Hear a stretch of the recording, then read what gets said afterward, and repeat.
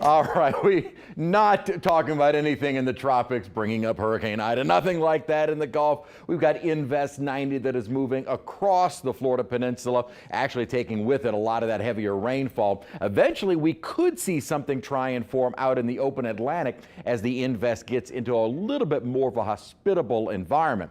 Gulf of Mexico, very hostile to anything trying to form, and it may have a window of opportunity as it does move off of the East Coast. And thankfully, a lot of model guidance is keeping this off of the East Coast. In fact, as you kind of see the structure of it trying to get organized, it looks like it may be battling some wind shear and dry air along the East Coast. As a matter of fact, wind shear and dry air are abundant across the Gulf of Mexico. Here is the coast of Florida, and right over top of 90 is just this strong wind shear and dry air. If we could keep this set up all summer long, we would be in great shape. Of course, that is not the case, but it'd be nice if it was. So this is kind of that elongated low that'll be moving offshore, and maybe by Thursday and into Friday, we could start to see a little bit more organization. Models are in decent agreement. We also will be watching down to the Bay of Campeche. There have been some indications of maybe a low trying to form. Doesn't look like it would impact us at all, other than the fact that this low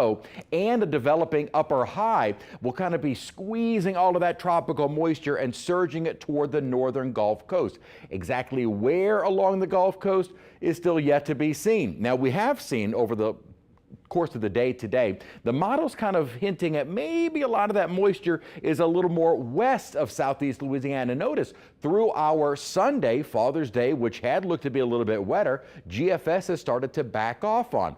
Euro has never been a particularly wet model for Sunday, but it does bring in some scattered showers for Sunday and more so to our west Sunday and into Monday. So if this trend continues, then it may be that we don't see a lot of the rainfall and the bulk of it stays off to our west. Now, as of the earlier model runs, we're looking at about 3 to 5 inches of rainfall, generally from Sunday through Tuesday. But this may, we'll watch tomorrow, could be shifted a little bit more off to our west. It'd be nice to get some cooling rainfall. We don't want to see several inches, although a few inches over the course of a few days we would be able to manage. Had some coastal showers earlier in the day from a stationary frontal boundary that is overhead. May help to trigger about a 20 to 30% chance of some showers tomorrow afternoon. 83 degrees and still a dew point of 77 gives us a heat index at 92 degrees at after 10 o'clock at night. The heat will be the main focus over the coming days. Highs, as that upper high builds in over us,